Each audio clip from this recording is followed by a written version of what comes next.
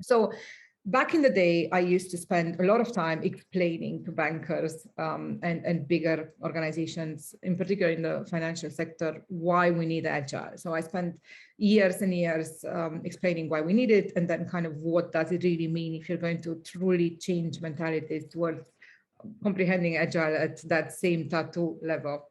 And in those conversations, it became very clear that it's not necessarily a question of them not understanding. It's a question of them not being able to translate that understanding into day-to-day because of organizational issues. So while talking to them, while writing the books, is when I've arrived at the idea that we can find out what it is, we can attempt to put it in place, we can try these transformations, we can call ourselves Agile, but we'll never really get to a place where we can truly embrace it and feel it in our bones until we have made changes in the way we feel, we think, and we see our workplace. And so a lot of the things I've heard over the years were, well, if we really want to get Agile, and obviously we should do that because agility is necessary from the point of view of if we want to achieve anything in terms of technology, this is the way to do it.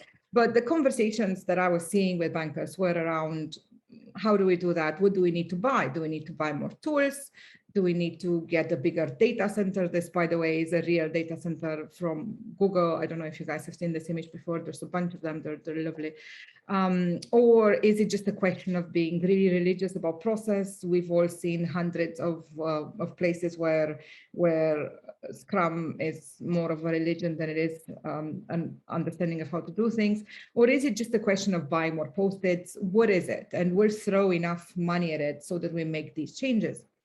And so after many of these enterprises have done all of these changes, they've realized that despite all the money, all the tools, all the data centers, they weren't getting very far. And there's numerous examples of Agile transformations that weren't quite going as expected. There's numerous examples of people and companies that hadn't quite gotten to the levels that they were trying to get to in terms of success. And so the question had become, finally, why is it that it's not moving? And evidently we know this here.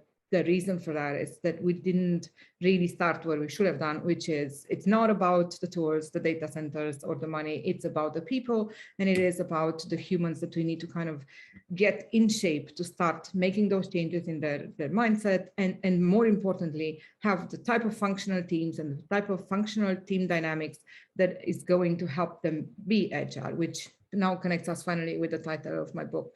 I'll get to that in a second again. So again, finally got to the point where we all agreed that despite throwing money at it and doing all these things, we're never going to get to a truly agile and functional place until we have changed the human aspect of things. So if you look at agile transformations that have went well, you'll see that they almost all of them have in common a couple of things. And in my book, I have tried to look at maybe an example or 10, and they all seem to kind of come back to this bit. And again, these are, you might call them differently, but you'll recognize them, and you're going to be able to see these bits and pieces in almost all enterprises that have done well so far. Let's hope they keep doing well. So they all seem to all have something I call organizational permission, which is this deep commitment to change. Obviously, there's servant leadership, something I'm going to speak about quite a bunch today because it is incredibly pivotal to the conversation we're having on Teams. They are taking Agile to heart, truly, that they're really trying to understand that being flexible, being adaptable is not a thing you can do with Post-its, but a thing you have to feel. They have obviously an obsession with the customer, which is the whole point of Agile, isn't it? And then an obsession with the team, which is, I think, really interesting. The organizations that are doing well are always talking about teams in a much larger proportion than organizations that aren't.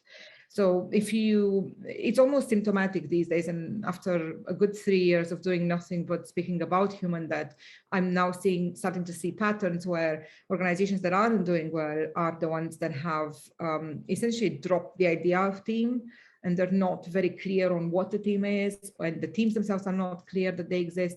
So the less focus there is on teams, that the less successful that organization, the more of this human debt that I've been seeing. Whereas the ones that are doing well, the good examples, they are undoubtedly obsessed with the idea of team.